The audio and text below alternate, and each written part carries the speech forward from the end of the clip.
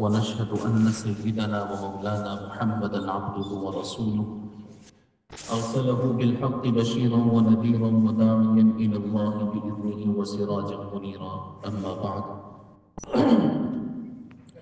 أعوذ بالله من الشيطان الرجيم. بسم الله الرحمن الرحيم. والذين جاهدوا فينا لنهدينهم سبلنا وإن الله لمع المحسنين. صدق الله العلي العظيم. درود شریف اللهم صل على سيدنا ومولانا محمد وعلى آل سيدنا ومولانا محمد وبارك وسلم.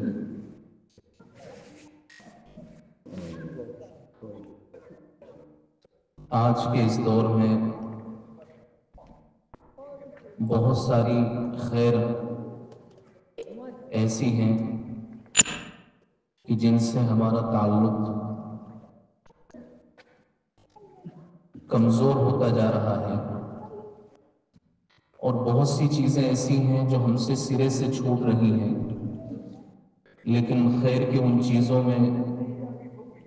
اور اللہ تبارک و تعالیٰ کی عظیم الشان نعمتوں میں ایک نعمت، ایک انعام اللہ نے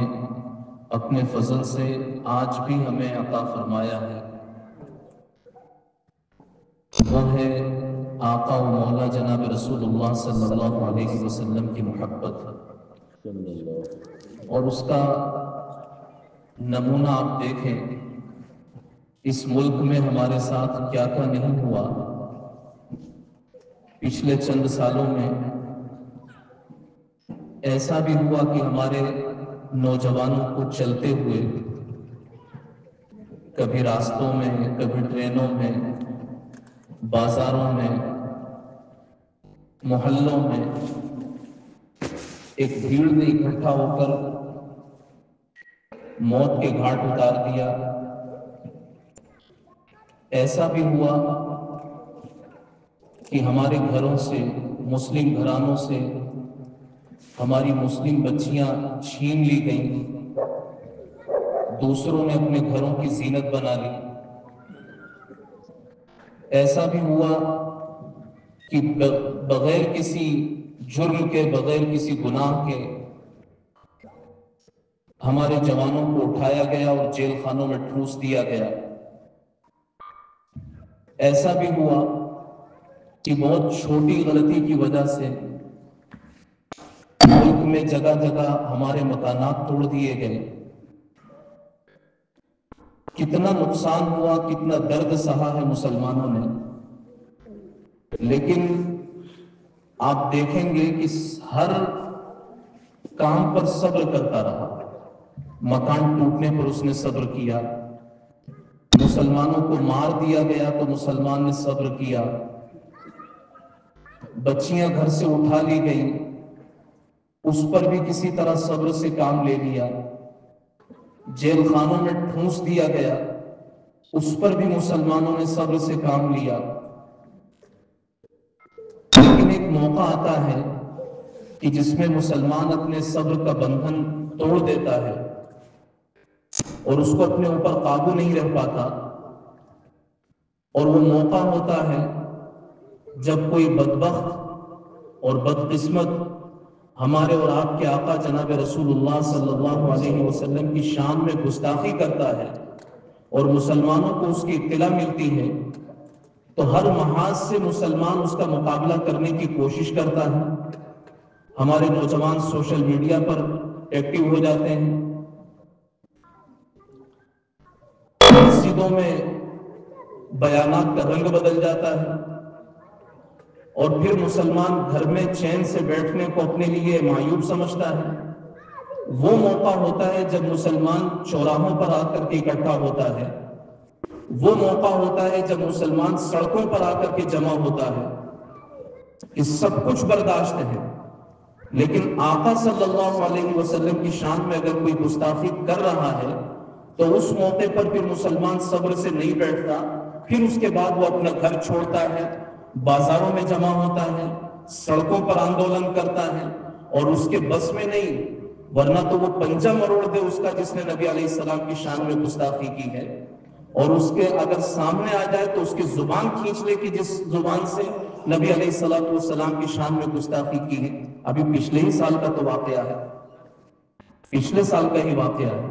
مدھیہ پردیش کے ایک شہر چھترپور میں ایک جلوس نکالا گیا، اور اسی نام پر جلوس نکالا گیا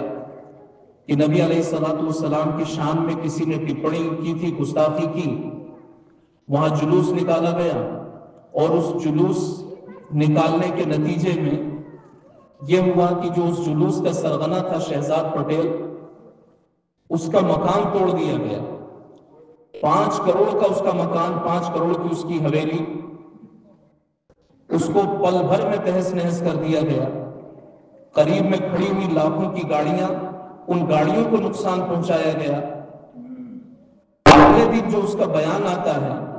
اور وہ ریکارڈ ہے، ابھی یوٹیوب پر ہے، وہ اخباروں میں اس کا بیان چھپا ہوا ہے. وہ اپنا بیان جاری کرتے ہوئے کہتا ہے کہ یہ 5 کروڑ کا مکان کیا، آقا کی شان میں گستاخی ہو رہی ہو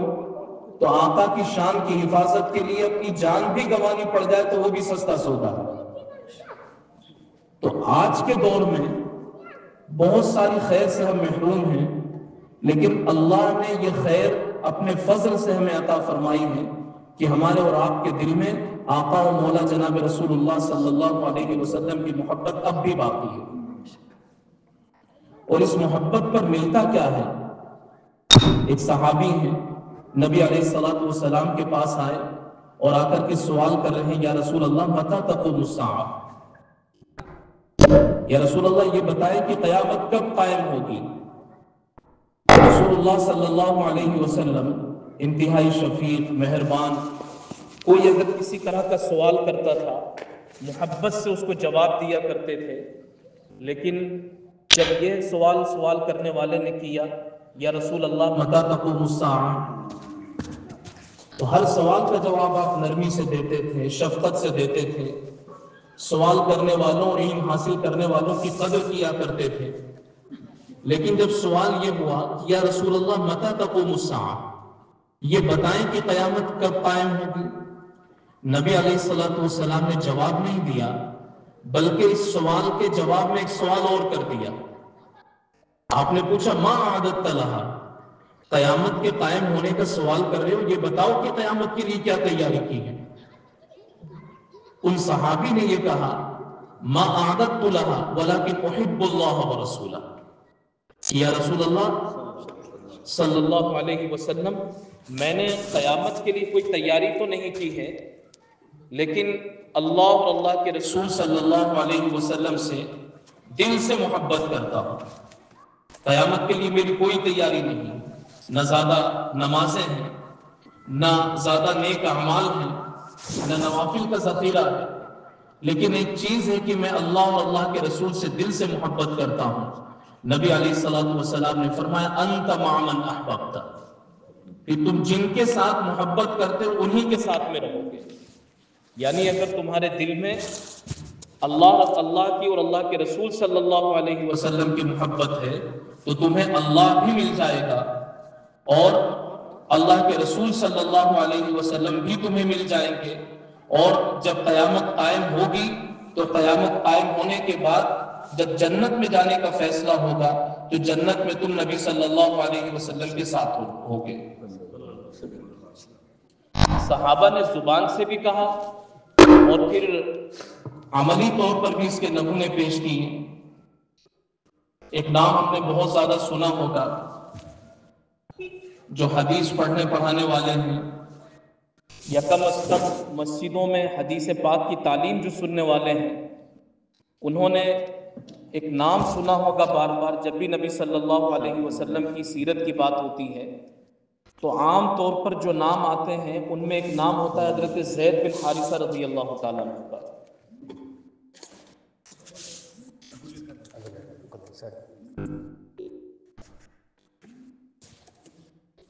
محمد وعلى آلہ. تو میں عرض یہ کر رہا تھا کہ نبی صلی اللہ علیہ وسلم نے ان صحابی کو بتلایا کہ پھر تم جن سے محبت کرتے ہو انہی کے ساتھ میں تم رہو گے. اس روایت کو نقل کرنے والے حضرت زید بن حارثہ حضرت انس بن مالک رضی اللہ تعالیٰ عنہ، وہ یہ کہتے ہیں کہ اس سے پہلے صحابہ کو میں نے اتنا زیادہ خوش نہیں دیکھا تھا جتنا زیادہ کہ اس موقع پر میں نے صحابہ کو خوش دیکھا، اس لیے کہ صلاۃ والسلام سے ان حضرات کو دل سے انسیت تھی، دل سے محبت تھی، اور اس محبت کے نمونے جگہ جگہ ہمیں ملتے ہیں۔ حضرت زید بن حارثہ رضی اللہ تعالیٰ عنہ نبی علیہ الصلوۃ والسلام کے بہت زیادہ قریب رہے، آپ کے گھر میں رہے، اور اتنے قریب ہو گئے تھے کہ لوگوں نے ان کو زید بن حارثہ کہنے کے بجائے زید بن محمد کہنا شروع کر دیا تھا۔ لوگوں کو ایسا لگنے لگا تھا کہ یہ نبی صلی اللہ علیہ وسلم کے بیٹے ہیں، اور ایک موقع پر آپ نے اعلان بھی کر دیا تھا کہ یہ میرے بیٹے ہیں۔ یمن کے رہنے والے ہیں، اور ان کی والدہ ایک مرتبہ انہیں اپنے میکے لے کر کے گئی، اچانک کسی قافلے نے انہیں اچک لیا اور لا کر کے بازار عکاظ میں انہیں بیچ دیا۔ ایک شخص نے خریدا، وہ شخص حضرت خدیجہ رضی اللہ تعالیٰ عنہ کا قریبی رشتہ دار تھا۔ اس شخص نے حضرت زید بن حارثہ رضی اللہ تعالیٰ عنہ کو، جبکہ وہ چھوٹے تھے، حضرت خدیجہ رضی اللہ تعالیٰ عنہ کو ہدیے کے طور پر دیا۔ پہلے جو چیزیں ہدیے دی جاتی تھی ان میں غلام بھی ہدیہ دیے جاتے تھے، انسانی ہدیہ کر دیے جاتے تھے، تو حضرت زید بن حارثہ رضی اللہ تعالیٰ عنہ ان کو ہدیے کے طور پر دیا گیا، اور حضرت خدیجہ رضی اللہ تعالیٰ عنہ کی ملکیت میں آئے۔ حضرت خدیجہ رضی اللہ تعالیٰ عنہ کی جب نبی صلی اللہ علیہ وسلم سے شادی ہو گئی تو خدیجہ رضی اللہ تعالیٰ عنہ نے آقا جناب رسول اللہ صلی اللہ علیہ وسلم کو ہدیے کے طور پر یہ غلام دے دیا۔ اب زید یمن سے چل کر کے بازار عکاظ میں بک کر حضرت خدیجہ رضی اللہ تعالیٰ عنہ کی ملکیت سے نبی کریم صلی اللہ علیہ وسلم کے پاس آ گئے۔ وقت گزرتا رہا، نبی علیہ الصلوۃ والسلام سے مانوس ہو گئے، کھیلنا کودنا بھی انہوں نے شروع کر دیا۔ بازار کے آس پاس کے علاقے میں ایک مرتبہ یہ کسی کے ساتھ میں گئے تو یمن کے علاقے کے، ان کے اپنے علاقے کے کچھ لوگ وہاں خریداری کرنے کے لیے آئے تھے، اور اپنی وہ عبادتیں کر چکے تھے، حج وغیرہ، اور بازار میں خریداری کر رہے تھے، اور کرتے ہوئے اچانک نظر پڑی کہ یہ تو ہمارے ہی علاقے کا گمشدہ بچہ ہے، کہ جس کے فراق میں اس کے باپ نے رو رو کر کے برا حال کر رکھا ہے، اور اس کی ماں کے حواس قائم نہیں ہیں، اس بچے کے فراق میں، اس بچے کی جدائی میں سب پریشان ہیں۔ انہوں نے وطن جا کر کے یمن میں ان کے بارے میں بتلایا کہ تمہارا بچہ مکہ میں ہے اور فلاں گھرانے میں ہے۔ اب ان کے باپ حارثہ وہ خود اپنے بھائی کو لے کر کے مکہ المکرمہ آئے، پتہ پوچھتے پوچھتے نبی صلی اللہ علیہ وسلم کے پاس پہنچے، ان کو ان کے خاندان کی دہائی دی کہ آپ بڑے خاندان سے تعلق رکھتے ہیں، اور آپ کے خاندان نے کعبہ شریف کی مجاوری کی ہے، کعبہ شریف کی حفاظت کی ہے، اور آپ تو باہر سے آنے والے مہمانوں کا بڑا خیال رکھنے والے ہیں، اور دادا کی تعریفیں کی، اور پھر کہنے لگے کہ ہم اس لیے آئے ہیں کہ یہ جو بچہ آپ کے گھر میں ہے زید، یہ بچہ میرا ہے، اور میں اس بچے کو لینے کے لیے آیا ہوں، اور ہمیں آپ سے امید یہی ہے کہ آپ ہمیں مایوس نہیں کریں گے، محروم نہیں فرمائیں گے، اور ہمارا بچہ ہمیں دے دیں گے۔ نبی صلی اللہ علیہ وسلم نے زید بن حارثہ ان کو اندر سے بلایا، اور بلا کر کے آمنے سامنے کر دیا، اور پھر پوچھا نبی علیہ الصلوۃ والسلام نے کہ یہ کون ہے؟ وہ بچہ زید بتلاتا ہے کہ یہ میرے ابا ہیں۔ دوسرے کی طرف اشارہ کر کے پوچھا کہ یہ کون ہے؟ کہ یا رسول اللہ یہ میرے چچا ہیں۔ تو نبی علیہ الصلوۃ والسلام نے اب ان کو کہا کہ اس بچے کو اختیار ہے، یہ بچہ اگر تمہارے ساتھ جانا چاہے تو تم اس کو لے کر کے چلے جاؤ، اور اگر یہ میرے ساتھ رہنا چاہے تو پھر میں تمہارے ساتھ جانے پر مجبور نہیں کروں گا، میں بھی یہی چاہوں گا کہ یہ بچہ میرے پاس ملے۔ زید اس وقت میں چھوٹے ہیں، لیکن نبی صلی اللہ علیہ وسلم کی محبت دیکھی، آپ کو قریب سے دیکھا، آپ کے اخلاق دیکھے، اور جو خون کا رشتہ تھا اس خون کے رشتے پر نبی صلی اللہ علیہ وسلم کی محبت کو ترجیح دی، اور اپنے ابا سے یہ کہا کہ ابا میں یہیں رہنے پر راضی ہوں۔ اب ان کے ابا بھی سکتے میں پڑ گئے، لیکن ان کو اطمینان ہوا کہ اس گھر میں میرے بچے کو اتنی محبت ملی ہے کہ یہ پردیس میں رہ کر کے اپنا گھر بھول گیا، ماں باپ کی محبتیں بھول گیا، اور یہاں یہ مطمئن ہے۔ حضرت زید ان کے والد حارثہ اور ان کے چچا نبی علیہ السلام کا شکر ادا کرتے ہوئے وہاں سے واپس لوٹ گئے، اور زید بن حارثہ رضی اللہ تعالیٰ عنہ یہ نبی علیہ السلام کے ساتھ رہے، اور بچوں میں سب سے پہلے ایمان لانے والے یہی زید بن حارثہ رضی اللہ تعالیٰ عنہ۔ تو یہ صحابہ کی جو محبتیں ہیں وہ محبتیں ایسی محبتیں ہیں کہ انہوں نے نبی علیہ السلام سے محبت کی وجہ سے اپنے خونی رشتوں کو بھی چھوڑ دیا۔ ہم اور آپ بھی آقا و مولا جناب رسول اللہ صلی اللہ علیہ وسلم کے نام لیوا ہے، اسی محبت کی لاج رکھ کر کے آج کی اس ذکر کی مجلس میں جب ہم اللہ کا ذکر کرتے ہیں تو اللہ کا ذکر کرنے کی وجہ سے دل نرم ہوتا ہے، دل پر لگا ہوا غبار وہ چھٹنے لگتا ہے، دل کندن بنتا ہے، دل چمکتا ہے، دل اللہ کی یاد سے منور ہونے لگتا ہے، دل میں نرمی آتی ہے، اور اللہ تبارک و تعالی زندگیوں کو بدلنے کی کیفیت دلوں میں ڈال دیتے ہیں۔ تو ہم ذکر کی مجلس میں ہیں، کھلے آسمان کے نیچے بیٹھے ہیں، اللہ نے اپنے فضل سے رحمت کی فضا قائم کی، اطمینان کے ساتھ ہم بیٹھے ہوئے ہیں، اللہ نے سکون بھی عطا فرمایا۔ یہ سب ذکر کی برکتیں ہیں۔ انہی ذکر کی برکتوں کی وجہ سے جب دل میں نرمی آتی ہے تو دل میں نرمی کا آنا یہ اس بات کا پیش خیمہ ہوتا ہے کہ انسان کو وہیں سے اپنی زندگی کو بدلنے کی کوشش میں لگنا چاہیے۔ ہم اور آپ بھی اگر جناب رسول اللہ صلی اللہ علیہ وسلم سے محبت رکھتے ہیں تو ہمارے لیے ویسی آزمائش تو نہیں ہے کہ ہم اپنے باپ کو چھوڑ دیں، ہمارے لیے ویسی آزمائش تو نہیں ہے کہ ہم اپنا گھر بار چھوڑ دیں، ہمارے لیے ویسی آزمائش تو نہیں ہے کہ ہم اپنے قریبی رشتہ داروں کو چھوڑ دیں، لیکن یہ ہے کہ ان تمام ناجائز اور نامناسب کاموں کو ضرور چھوڑیں کہ جس نے نبی صلی اللہ علیہ وسلم کی محبت میں اور آقا جناب اور اللہ تبارک و تعالیٰ کی محبت میں کچھ روڑے اٹکا رکھے ہیں۔ مثلا اگر ہماری طبیعتوں میں کبر کا گناہ ہے، بڑائی، تکبر، حسد، کسی کی غیبت ہو جانا، حقوق کا ادا نہ ہونا، ماں باپ کے حقوق کا خیال نہ رکھنا، اساتذہ ہیں، مدرسے سے جڑے ہوئے لوگ ہیں تو مدرسے کے حقوق کا، طلبہ کے حقوق کا خیال نہ رکھنا، والدین ہیں تو بچوں کو کیا حقوق ہے ان حقوق کا خیال نہ رکھنا، پھر کہیں بیٹھنا تو غیبتوں میں مبتلا ہو جانا، تکبر، بڑائی میں مبتلا ہونا،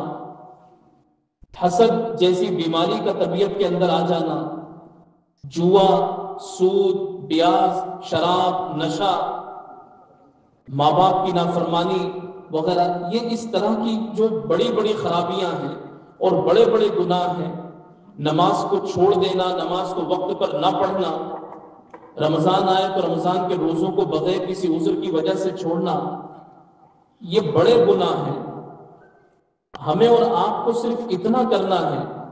گھر بار نہیں چھوڑنا، خونی رشتہ داروں کو نہیں چھوڑنا ہے، جو قربانی صحابہ نے دی ہے ہمیں وہ نہیں دینی ہے، لیکن اتنا ضرور کرنا ہے کہ یہ جو بڑے بڑے گناہ جنہوں نے ڈیرے جما رکھے ہیں ہمارے دلوں کے اندر، ان بڑے بڑے گناہوں کو کھرچ کھرچ کر کے ہم اپنے دلوں سے صاف کر دیں اور اس کی کوشش میں لگے رہیں۔ ہمارا کام کوشش کرنا ہے۔ عصر کے بعد جو تعلیم ہو رہی تھی اس تعلیم میں بہت اہم بات یہ آئی کہ ہمیں اپنے حصے کا کام کرنا ہے، اور اپنے حصے کا کام ایک تو عزم مصمم کرنا ہے کہ اللہ جب ہم آپ کا ذکر کر رہے ہیں، آپ کو یاد کر رہے ہیں تو یاد اسی کو کیا جاتا ہے جس سے محبت ہوتی ہے۔ اللہ ہم آپ کی محبت میں آپ کو یاد کر رہے ہیں، اور آپ ہی کی محبت کی وجہ سے اور آپ کے حبیب جناب رسول اللہ صلی اللہ علیہ وسلم کی محبت کی وجہ سے آج سے ہم یہ کوشش کرتے ہیں کہ اگر ہماری زندگی میں شراب ہے، شراب کو چھوڑنے کی ہم کوشش کریں گے۔ اللہ اگر ہماری زندگی میں سود، بیاز جیسی چیزیں ہیں ان کو چھوڑنے کی ہم کوشش کریں گے۔ اللہ حسد، بغض، کینہ، تکبر، اور ایک دوسرے سے جلن، کہیں بیٹھے تو غیبت، زبان پر کنٹرول نہ ہونا، یہ بیماریاں اگر ہماری طبیعتوں کے اندر ہیں تو اللہ ان بیماریوں کو چھوڑنے کی ہم کوشش کریں گے، مدد آپ فرما دیجیے، اللہ سے ہمیں مدد مانگنی ہے۔ اسی طرح جو خاص طور سے ذکر کی مجلسوں میں کام آنے والی باتیں ہوتی ہیں، یا ذکر کی مجلس سے جو پیدا ہونے والی کیفیتیں ہوتی ہیں، ان کیفیتوں میں یہ ہے کہ اللہ تبارک و تعالی اپنی اصلاح کی فکر عطا فرما دیتے ہیں۔ یہ اسی کی طرف میں ابھی آپ کو توجہ دلا رہا تھا کہ یہ ہمیں یہ کام کرنا ہے کہ ہم یہ چھوڑنے کی کوشش کریں، اور اس کے لیے اللہ تبارک و تعالی اصلاح کی فکر عطا فرماتے ہیں ذکر کی مجلسوں سے۔ جب کسی شیخ سے ہم وابستہ ہو جاتے ہیں، کسی شیخ کی مجلس میں بیٹھتے ہیں، تو شیخ کی مجلس میں بیٹھنے کی وجہ سے اللہ جو دلوں میں نرمی عطا فرماتے ہیں، ان دلوں کی نرمی کا ایک فائدہ یہ ہوتا ہے کہ انسان اپنی اصلاح کے لیے کوشش میں لگ جاتا ہے۔ اور اصلاح کی کوششوں میں ایک اہم چیز یہ ہے کہ اللہ ملتا ہے اللہ والوں سے۔ اللہ نے دونوں چیزیں دنیا میں نازل فرمائی، نصاب بھی نازل فرمایا اور نصاب کو پڑھانے والا بھی نازل فرمایا۔ کتاب اللہ بھی موجود ہے اور رجال اللہ بھی موجود ہے۔ اللہ کی کتاب بھی موجود ہے اور اللہ کے پیغمبر، اللہ کی شخصیات اور اللہ کے رجال بھی دنیا کے اندر موجود ہیں۔ تو یہ دنیا میں اللہ کی کتاب کا بھی سلسلہ آگے سے آگے بڑھتا جا رہا ہے، اور اللہ کے جو رجال ہیں، شخصیات ہیں، سینہ بسینہ نسبتیں منتقل ہوتے ہوتے وہ سلسلہ بھی آگے بڑھتا جا رہا ہے۔ اللہ تبارک و تعالیٰ نے یہ روحانی شخصیات ہمیں بھی عطا فرمائی ہیں۔ تو ان ذکر کی مجلسوں سے دل میں جو کیفیت پیدا ہوتی ہے، ایک کیفیت یہ بھی ہوتی ہے کہ انسان اپنی اصلاح کی کوشش میں، انسان کو اپنی اصلاح کی فکر ہو جاتی ہے، اور جب اصلاح کی فکر ہونے لگ جائے تو پھر کسی اللہ والے سے اپنا تعلق قائم کرنا چاہیے۔ اور اگر اپنی اصلاح کی فکر نہ ہو، غفلت چھا رہی ہو، تو بھی تنہائی میں کسی اللہ والے سے مل کر کے اور ملاقات کر کے اور اپنی کیفیت بتلانی چاہیے کہ میں چاہتا تو ہوں کہ میں سدھر جاؤں، میں چاہتا تو ہوں کہ میری اصلاح ہو جائے، لیکن نہ جانے کیوں طبیعت استقامت کے ساتھ اس پر آمادہ نہیں ہو پاتی، خیال آتا ہے اور خیال دل سے نکل جاتا ہے۔ جیسے یہ جسمانی ڈاکٹر ہوتے ہیں اور جسمانی بیماریوں کے سلسلے میں جا کر کے اور ہم ان سے مشورے لیتے ہیں، رہنمائی لیتے ہیں اور اس سے ہمیں فائدہ ہوتا ہے، تو یہ جو روحانی اطباء ہیں، روحانی ڈاکٹر ہیں، شخصیات ہیں، ان سے مل کر کے اگر ہم اپنی روحانی بیماریوں کے سلسلے میں اور اپنی اصلاح کی کوششوں کے سلسلے میں ان سے رہنمائی لیتے رہیں گے، انشاءاللہ العزیز یہ نسبتیں ہم اور آپ کو بھی حاصل ہوں گی، اور علم نبوت، نور نبوت، معرفت، اللہ تبارک و تعالیٰ ان تمام چیزوں سے ہم اور آپ کو بھی مستفید اور بہراور فرما دیں گے۔ بس کوشش ہم اس چیز کی کریں، کم از کم صبح و شام اللہ تبارک و تعالیٰ کا ایک خاص مقدار میں ذکر ہم سے ہو جائے، درود شریف کی پابندی ہو، نماز کی پابندی ہو، اور پھر جن بڑے گناہوں کا بھی تذکرہ کیا گیا ہے، ان بڑے گناہوں کو اور ان کے علاوہ بھی جو بڑے گناہ ہیں، ان تمام بڑے گناہوں کو چھوڑنے کی کوشش میں اور فکر میں ہم لگے رہیں۔ نبی علیہ السلام کی ایک پیاری سی حدیث ہے، حضرت انس رضی اللہ تعالیٰ اس کو نقل فرماتے ہیں۔ نبی علیہ السلام نے فرمایا، لَأَنْ أَقْعُدَ مَعَ قَوْمٍ يَذْكُرُونَ اللَّهَ تَبَارَكَ وَتَعَالَى، کہ میں چاہتا ہوں کہ میں بیٹھوں ایسے لوگوں کے ساتھ میں جو اللہ تبارک و تعالیٰ کا ذکر کرتے ہوں، بالغداۃ الی ان تطلع الشمس، صبح سے بیٹھا رہوں، یعنی فجر کی نماز سے بیٹھا رہوں اور سورج کے طلوع ہونے تک بیٹھا رہوں۔ یہ کتنا پسندیدہ ہے، احب الی من ان اعتق اربعۃ من ولد اسماعیل، یہ اتنا پسندیدہ ہے کہ اولاد اسماعیل میں سے میں 4 غلاموں کو آزاد کروں، اس سے زیادہ مجھے پسندیدہ ہے۔ تو نبی علیہ السلام کی جو پسند ہے، اسی پسند کو ہمیں اپنی پسند بنانا ہے کہ فجر کی نماز پڑھ کر کے یا فجر کی نماز سے پہلے ہو تو فجر کی نماز سے پہلے، فجر کی نماز کے بعد کچھ وقت اللہ تبارک و تعالیٰ کی یاد میں، اللہ تبارک و تعالیٰ کے ذکر میں گزارنا ہے۔